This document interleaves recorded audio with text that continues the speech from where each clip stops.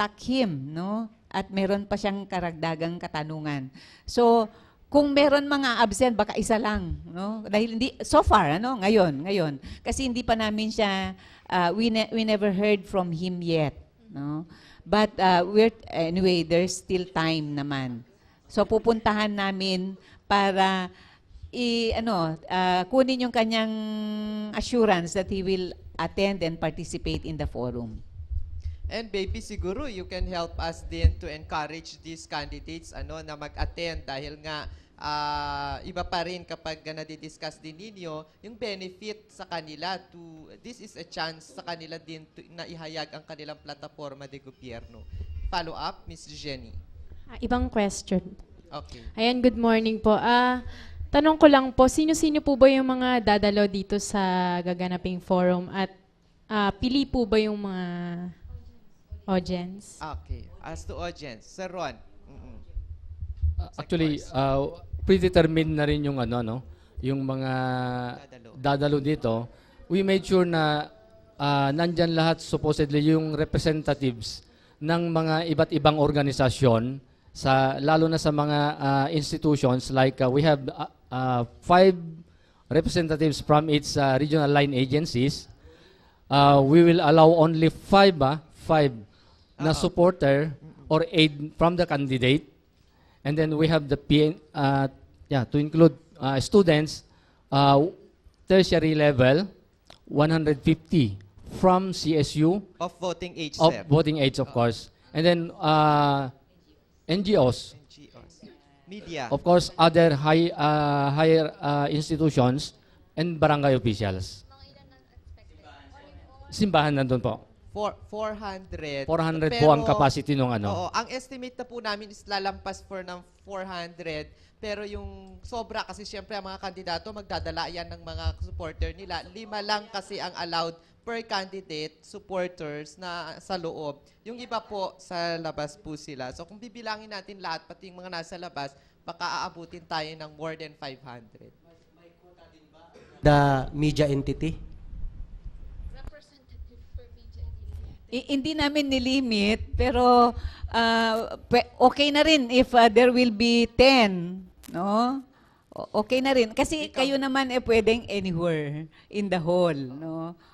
We gladly would be accepting you as among the audience and those who will be covering the entire proceedings.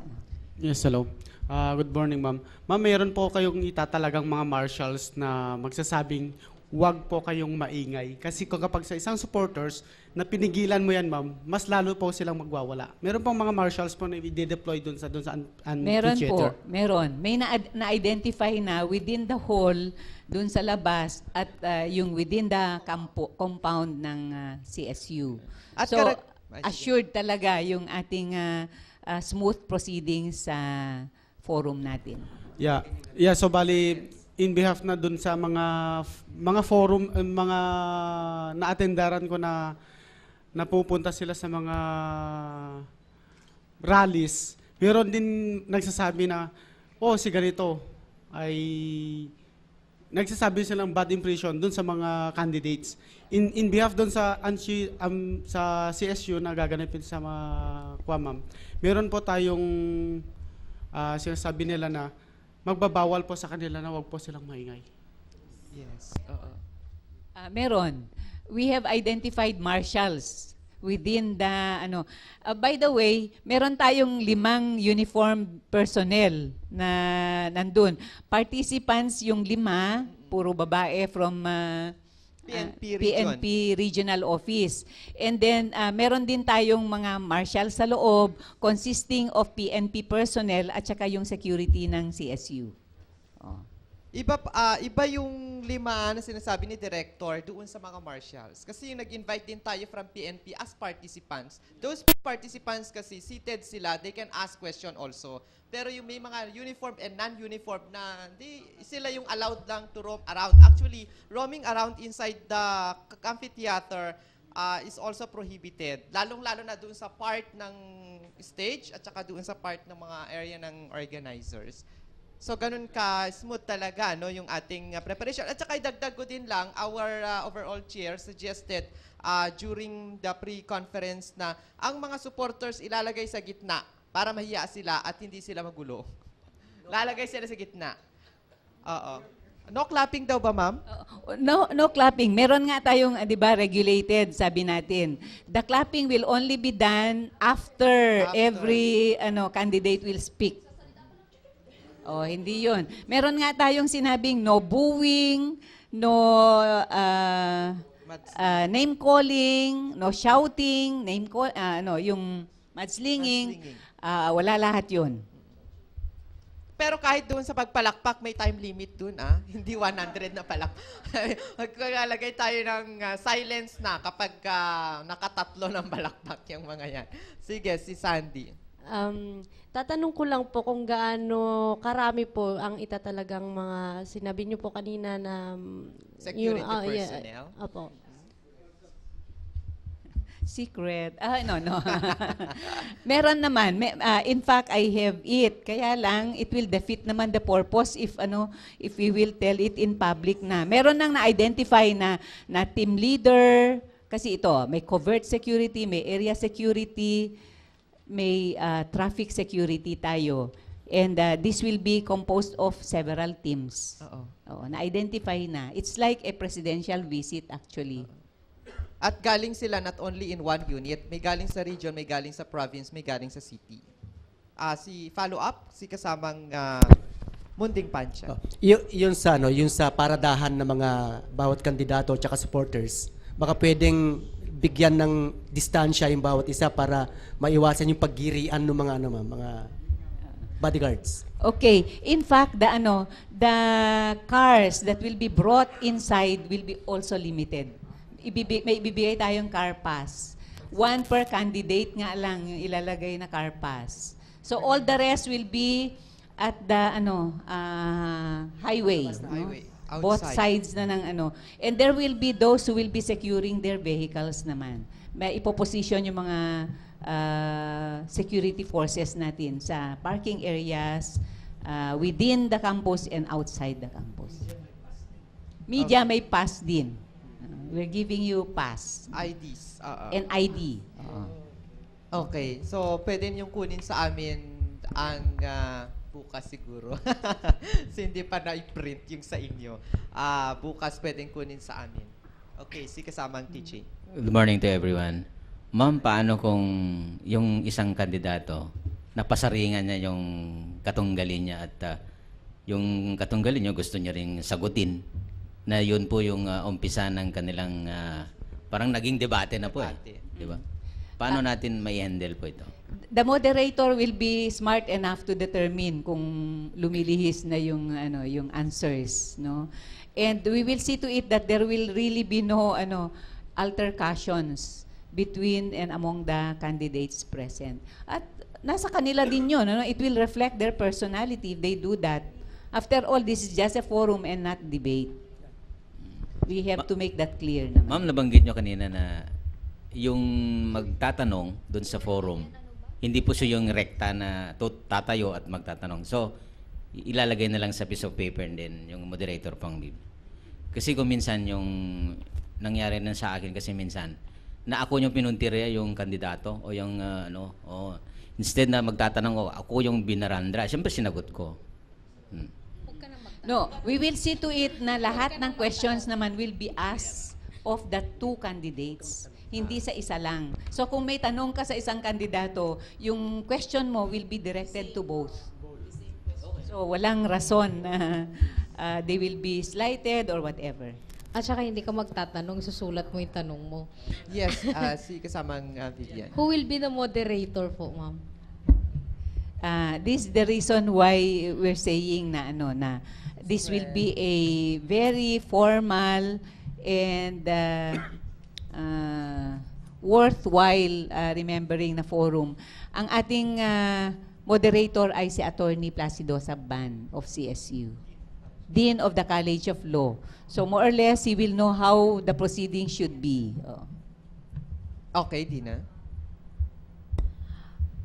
Nabigyan po ba ng parang guidelines lahat ng candidates na invited para at least wala silang rason na hindi nila alam yung mga dapat nilang gawin, yung rules during the forum? They Oh. even ask for guide questions na po, di ho ba? Wala. Naibigay na ho ba sa kanila? In fact, we said to everyone of the members of the committee na itong, especially the predetermined questions, will not leak out. Kami-kami lang nakakaalam, no? Oo, hindi namin Oo, kasi what's the use of predetermined and on the spot na pagsasagot kung ibinibigay na yung questions. I think there was a question pa kanina. Naipadala daw po pa may yung Yeah, guidelines, oo. ma'am? The guidelines, in fact, we gave them yung activity design. Sa letters na ibinigay namin, we attach this to their letters. Walang rason. And we will reiterate naman. Kinapsulize lang namin, this will be a part of the program, yung guidelines. So, they should all be attentive and listening para malaman nila kung ano yung dapat at hindi nararapat. Yes, kasamang Mar. Ma'am, ito bang candidates forum na ito, first set pa lamang dahil kasi ang binanggit lang ninyo magsasalita doon sa unang set na ito is governor, vice governor, and congressman. Paano naman yung mga mayor, vice mayor, sa councilors? Wala pa. We're testing the waters. Kung anong mangyayari dito sa sa first na set, we might conduct one for mayor, councilors, basta may time pa. Okay. Sino pa ang meron gustong linawin? Okay, si kasamang teaching. Ma'am, live coverage po ba ito? How we wish it will be, Kaya lang. Can you? Ano naman, in fact, we were trying to have Radyo ng Bayan to carry it live. Kaya lang, parang unfair naman na kami kung ngayon pa lang namin sasabihin and it will be on Monday na. But if Radyo ng Bayan will willingly accede to a request, then so be it. No? Rajams kami dun sa oras na yon. Pero we will be there kasama ho ng mga media men. And I just would like to tell lalong-lalo na kung may mga nakikinig ho tayong mga kandidato na yung presence naman ng media doon ay siguro deterrent para hindi sila maging pasaway. Because surely we will be reporting kung sino yung pasaway na kandidato doon, yung magaling magpasaring at lahat. So, siguro, yun na lang ho siguro yung magiging malaking contribution ho ng media. Plus the airing, of course, to help our voters decide kung sino po yung kanilang pipiliin. Thank you po. At saka yung buong forum proper ay properly documented. Okay. Sino pa po ang meron pong... Not unless na i-offer ni Dina, no? Yung live coverage. Natanong ko kanina, this Nag-commit na po ako ng airing. but not live. But not live. Oo. Wala po kami makasama na sa ibang coverage sila ngayon. At least pare-pareho naman kayo para fair ang treatment sa media practitioners. Delayed telecast lamang po siya. Even Clearview also, si kasamang Hindi, nag-commit na rin ako for airing pero siguro maliit lang ng 1 hour. Basta pagkatapos ng forum, i-air agad. i-air na kaagad. Okay, oo. So pare-parehas. Mayor siya right after. What time nga pala yung forum na magaganap doon? Okay. Kasi hindi po nasabi kanina, ang sinabi lang po yung April 20. Yeah, Thank you. yeah. Okay, sige. It will be at 8:30 and hopefully we're done by 10 o'clock. 1 hour and... Some of the candidates even were asking kung, di ba, hat na hat yung issue ng, ano yun? Something like consolidated airtime. No? In as much as in-status quo, no? Ang sabi ng mga candidates, baka bawas yun sa aming airtime, ang aming time allocation, sabi nila. So we asked COMELEC, sinabi naman nila na wala doon sa guidelines yung forum as part of the limitation for the airtime. May I just ask if we also invited representatives from COMELEC during this forum, ma'am? In fact, it's the regional director that we invited. Sabi niya, sige, I will go. In case lang na merong hindi siya makontrol na circumstance, he will tell Attorney Catherine Alias to pitch in for him. During the pre-conference, ma'am, Attorney Torres was with you with the planning. So kasama po siya doon. Okay. GR. Ma'am, so bali ito nasasabi nila na the Filipino time. Yun po yung gusto kong malaman na pag nag-umpisa ng 8:30 is the 8:30, di ba, ma'am? Sa ating mga politiko siguro, Oo. mayroong mga delayed sa kanila. Yes, it will also show their discipline din, Isang minus factor sa kanila yun if they do not respect the time of the audience and all those who will be there. Ang gagawin na lang siguro in case there will be delay in the coming in of some candidates, uunahin namin yung nandun na. So, mag-draw lots yung mga nandun na, later will we accommodate kung sino man yung mga late. Fair enough, di ba? So, kung meron, in fact, we had that as one of the scenario we might be facing. Kung hindi daw makarating during that time for the yung 2 minutes na pagsasabi ng platform, hindi na siya bibigyan ng opportunity na yun. He will be there only to answer the predetermined and the questions coming from the audience. Depende kung anong abutan niya doon sa level.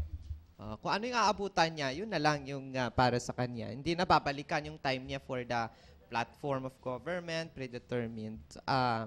Okay. Gusto ko rin lang